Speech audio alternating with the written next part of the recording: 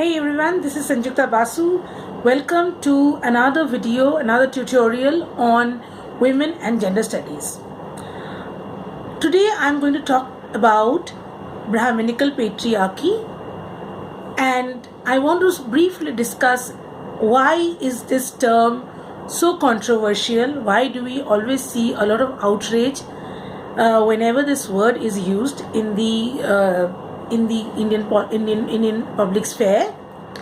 I am also going to discuss briefly about various other forms of feminism that are labeled with identities like Dalit feminism, Black feminism, and Muslim feminism. So the first thing that you need to understand is that these terminologies like Brahminical patriarchy or Dalit feminism, these terms which gets associated with certain identities, they are used by, they come into existence because of journalistic writing as well as academic writing. It is not that when we see patriarchy or violence against women from, let's say, the Brahmin community, we simply label that as Brahminical patriarchy. That is not the case. So the moment we say Brahminical patriarchy, there is this feeling that as if we are trying to attack an entire community and trying to say that only that community is bad. That is not the case. So Brahminical patriarchy जो term है, इसके पीछे, इसको use करने के पीछे एक theory conceptualise किया गया है और उस थियरी को कॉन्सेप्चुअलाइज करने के लिए किसी ने बहुत सारा स्टडी करा है. They have studied what Brahminism is. They have studied what is written in the various scripts like Manu Shastra, and then they have come up with a theory which they call a Brahminical patriarchy. Who is that person? That person is Uma Chakravarti. So Brahminical patriarchy, according to, as conceptualized by Uma Chakravarti, is that the caste supremacy amongst the upper caste families is so high that they want to control their women's sexual or romantic choices, whom they can marry, whom they can have sex with, whom they can go out and have a date with, that kind of thing, to preserve the purity of the caste. It is, ये ऐसा सोचा जाता है कि जो ब्राह्मण blood है, जो ब्राह्मण कास्ट है, उसमें मिलावट नहीं होना चाहिए. सो वो उसको कैसे कंट्रोल करेंगे? सो द ब्राह्मण women should not have any kind of sexuality, sexual contacts or romantic relationships, or they should not marry anybody from the lower caste, the men from the lower caste, so-called lower caste. This is where the Brahminical patriarchy's genesis is, ki the honor of the Brahmin family and the Brahmin caste is in the women's choices. So the women's choices are to be controlled.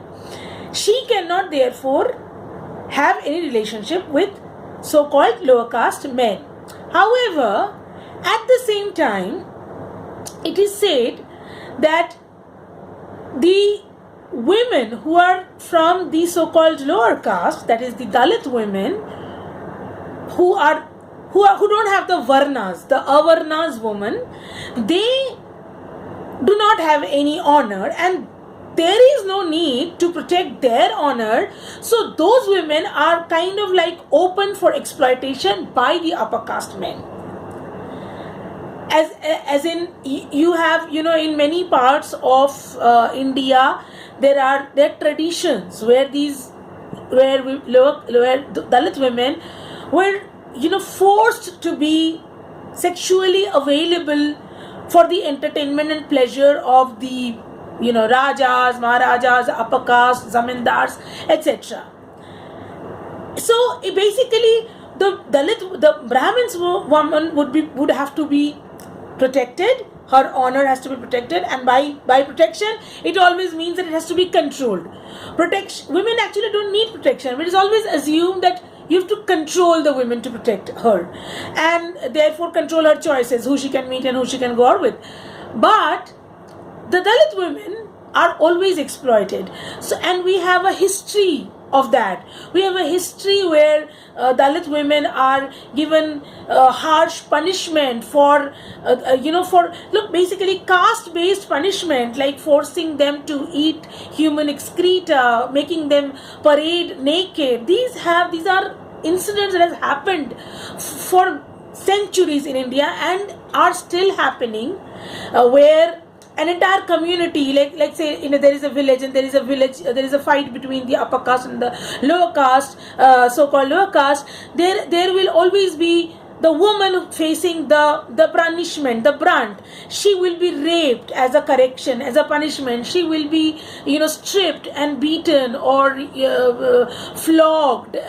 Those kind of very severe atrocities that is done by the upper caste on the bodies of not just the Dalit men, but extra on Dalit women.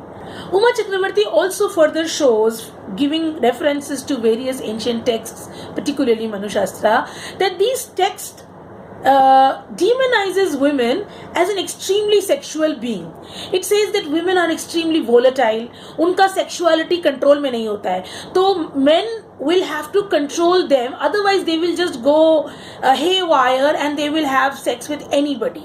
These text also says that men should be very aware, they should be very beware of women. Like men should be, वो महिला जो है वो भाई खतरा है.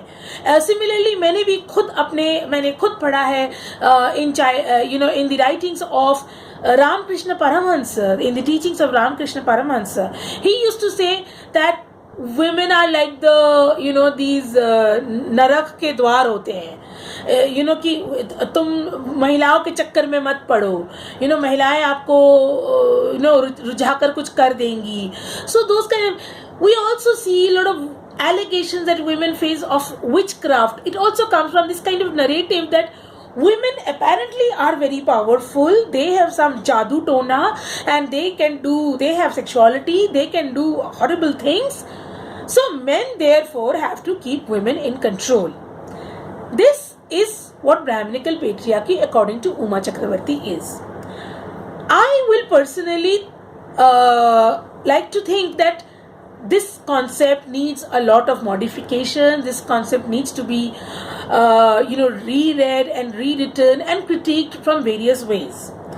To begin with, I do not think that this idea of controlling the woman's sexuality and whom she meet and whom she cannot meet, whom she marry, whom she cannot marry, is only amongst the Brahmins community or the upper caste community. It is very much prevalent in the OBCs, Dalit, SC, STs. And I speak from my own personal research, where I have gathered about hundreds of cases of honor killing, where women have been killed or their husbands have been killed or their boyfriends have been killed because they went out of the family caste and dared to have a boyfriend or a husband from some other caste. And many of these cases are not about upper caste woman and a lower caste man. Many of them are women and man being the same caste. Many are cases where woman and man are from the same village, even same village and same caste. And there are also few cases where the man is from the upper caste and the woman is from the lower caste. So I really think that we need more empirical research, more data-based research to conclusively say that the idea to control women's sexuality is prevalent only among the Brahmins or upper caste and not prevalent among others. I would like to think, and I would like to believe, and this I talk from my personal research, that women are controlled by every family. Every family think that their honor is in the vagina of the woman, is in her choices. So definitely there is a bit of an antagonism that happens the moment you only talk about Brahminical patriarchy, as if other communities do not have patriarchy. So on Twitter, the moment we talk about Brahminical patriarchy, you will see a lot of backlash from the right-wing Hindutva groups, and they say that, what about Muslim patriarchy? What about Islamic patriarchy? Although I want to talk about Islamic patriarchy, I do want to talk about patriarchy prevalent in all communities. I do not appreciate what about today, because every question you raise, it's always countered with what about. That's just very stupid. So let's not do this. However, I want to talk about various kinds of patriarchy prevalent in other communities, because I believe that patriarchy is still the single largest factor that oppresses women across class, caste, religion, region, country. Patriarchy really is the one single factor that oppresses women. This is radical feminism that was given to us in the 70s, and after that we have moved on to post-colonial, post-modernist feminism, which talks about more identity-based feminism like Dalit feminism and black feminism. But I personally believe that we women are oppressed by patriarchy, and as women we don't have to really make so much of a differentiation between our caste and class. We have to be aware of the double and the triple patriarchy that women face, that Dalit women face or black women face. First of all, they face patriarchy or violence for being women. Then they face patriarchy, violence for being poor women. Then they face double, triple patriarchy for being a Dalit woman. So a Dalit woman faces violence at her home at the hands of her own family members who are also Dalit. Then she goes out and she faces violence in the public sphere, where she has to negotiate with the world, with the region, the spaces that she has to access for her work or other purposes, and she is then oppressed, and violence is done to her by other caste men, other religion men. Let us not be completely unaware of the fact that Muslim men also rape Dalit women.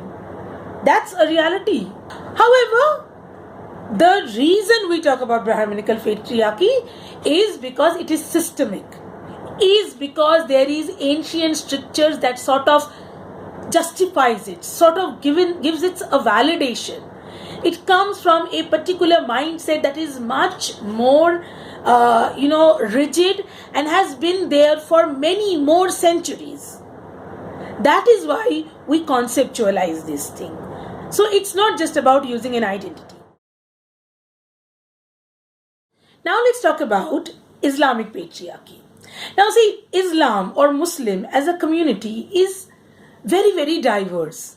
I mean, if you take a country like, say, Saudi Arabia and compare it with Turkey or Pakistan, you would see that what are the rules? What are women supposed to be? How are women supposed to be? Are they supposed to wear the hijab or not? Can they drive a car or not? These rules, which are supposed to be Islamic rules, are very, very diverse.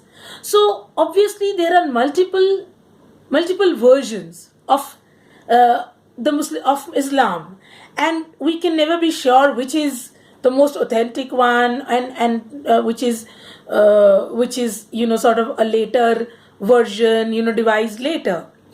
But since we should stick to India. Now in India, what do we mostly see? I think in India we mostly see a kind of and again, before I say this, I would want to clarify that not enough study has been done on the kind of patriarchy that Muslim communities in India see. So that itself there is a problem. In my research, I have found the Deoband patriarchy, writings on Deoband patriarchy. Now, Deobandi is a school of Islamic philosophy, Islamic people. Deoband is an area in Uttar Pradesh. That's where, from that town in the 19th century, the Deobandi movement started. They participated in the freedom struggle heavily. So from there is this the Deobandi school is this Deobandi movement then started opening a lot of madrasas across the country, and there are also madrasas overseas, Deobandi madrasas, and it has become the largest network of madrasas in India now. And the religious scholars, the leaders of these Deobandi school of thought, they have written certain kind of codes for women. One such code is Nikah in Islam by Ashraf Ali Thanvi. Now this is just only one book that this one particular academic writing by Mr. Yogender Sikand has been published. It's called Deobandi Patriarchy, a Partial Explanation. It was published in EPW, and this is, sort of is the only source of information that we get in how women are viewed in the Muslim community.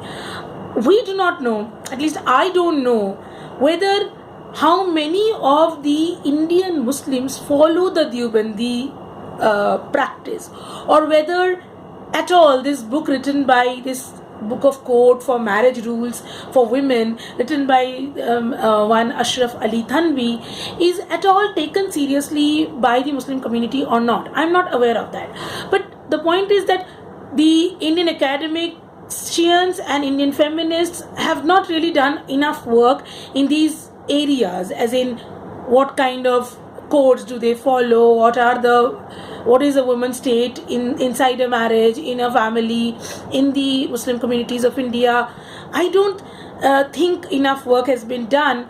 However, there is tons and tons of work done on Brahminical patriarchy. I do feel there is a little bit of a imbalance. I feel that people want to be more sensitive towards the minority community because they being minority, they feel more threatened and vulnerable. So when it comes to talking about the internal patriarchy inside the minority community, people become a little bit more cautious, but that does not really help feminism, because it sort of keeps the large amount of women behind closed doors where oppression perpetuates, and handful of women do come out and become more visible in the public sphere, but a large amount of women remain in the private sphere. And I have seen all of these things personally.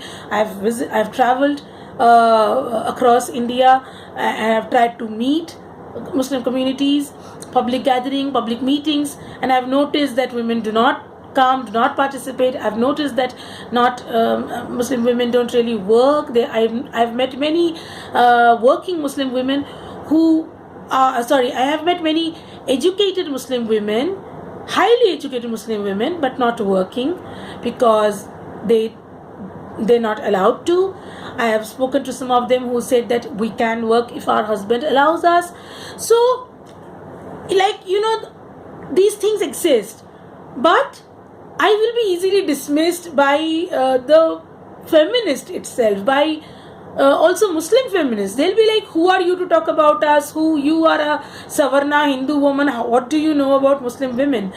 But I feel that this identity-based, fight that we continuously do, particularly amongst women, when all of us want to talk about feminism, is not really very productive. But anyway, coming back to the Deobandi patriarchy, that according to the Ashraf Ali Thanvi's book is to begin with very, very, very problematic. The kind of things that is written in this book would just boil your blood. It treats women as nothing but slaves and objects at the hands of the man. I don't want to go into details of this note. I have taken my notes, but it's very, very problematic. I'll just give you a few examples. Marriage in Islam can be executed by the male guardian of a bride, a girl, and the groom. And the groom, sometimes if the father of the boy is not there, the boy, the man itself, the groom itself is enough to execute a marriage, even without the existence or the presence of his guardian. But the bride, the father of the bride, can marry his daughter off to this man even in the absence of the daughter. मतलब लड़की की आप ये पिता लड़की की शादी करवा सकते हैं, और ये पिता ही नहीं सिर्फ, but also grandfather and also like uncle and some other male guardian. They can marry a girl off to another man, and the girl does not even have to be present there. So it's a very, very strange thing that at one hand we hear that the Muslim marriages are equal marriages where the man and the woman are considered equal, so both of them have to say kabul hai, and that is when the marriage will be concluded. So the women have the choice to say ki kabul nahi hai, unlike let's say in a Hindu marriage where the woman is more like just a follower of what the father and the husband is doing and does not really have to do anything herself. She has to do, she is a kanya, she is given away by the father, which is why it is called kanya dan, and the husband accepts her. That is why she takes up new gotra and new name and goes to a new house. But the woman herself does not have much role in the marriage ritual in a Hindu marriage. But we used to think, we always know that in the Muslim marriage, or at least in the Christian marriage, the men, the man and the woman both have to accept the marriage, because it is considered to be a contract, and contract can only be signed by both the parties. However, it seems in the Deobandi school of thought, that is not the case. The woman can be just married off without her presence also. And the grandfather's, guardians and the guardians' permission not required if a woman wants to marry of her own choice to a man of equal social status or caste. But if she marries in a lower position, then the wali or the male guardian's permission is required. So to some extent it seems that it is a fair thing that if she wants to marry out of her own choice, she does not require anybody's permission, but she must choose a man from her old social standing and also caste. If you read about the Deobandi school of thought, you would realize that there is a caste factor among Muslim community. I probably would make another separate video describing the various provisions given in this Deobandi school of thought, which details out what is Deobandi patriarchy. But I want to do that only after I have done my research on whether at all this school of thought is taken seriously or not amongst the Muslim community. Now I want to talk about Black feminism and Dalit feminism. Black feminism and Dalit feminism emerged around the 90s or 80s, from the same time when radical feminism was arising.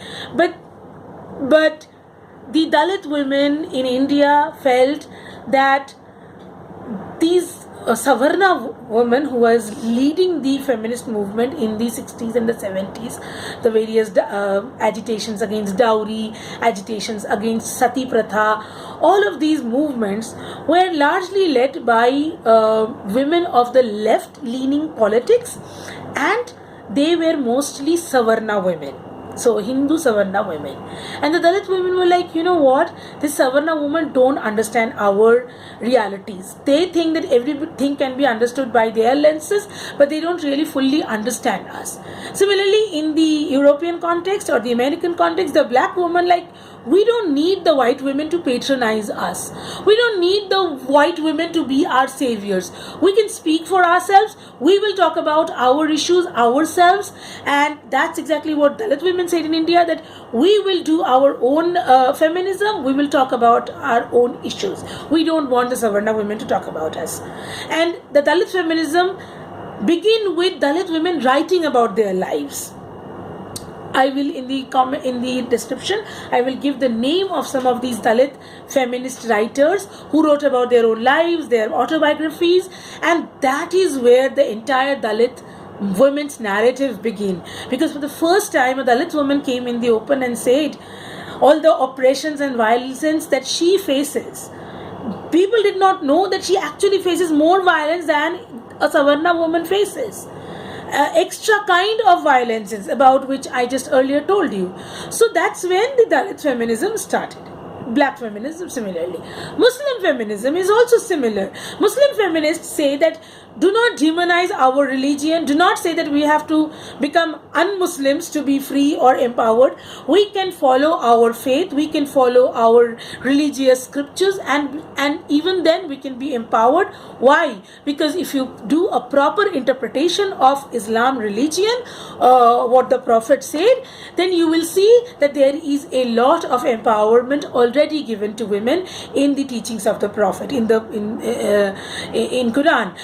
But the problem is that has been repeatedly misinterpreted, and like I just said, Hanafi school, Deobandi school, Wahhabi, there are n numbers of variations of Islamic interpretations, and therefore they all lead to some way or the other oppression of women. We know that a lot of the oppression is a reality. We know that in the Talibanese shot Malala because she wanted girls, children to get education. We know that these people came in Afghanistan and they banned women's education, women's right to work. Similar thing happened in Iran. So these are realities. We really cannot just simply deny these kind of things.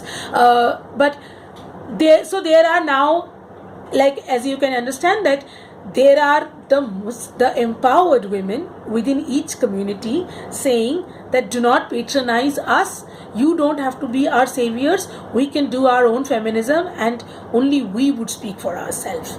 Amongst all this, one thing that becomes very important is that to question when the Dalit women say do not speak for ourselves, we will speak for ourselves. That's a fair proposition.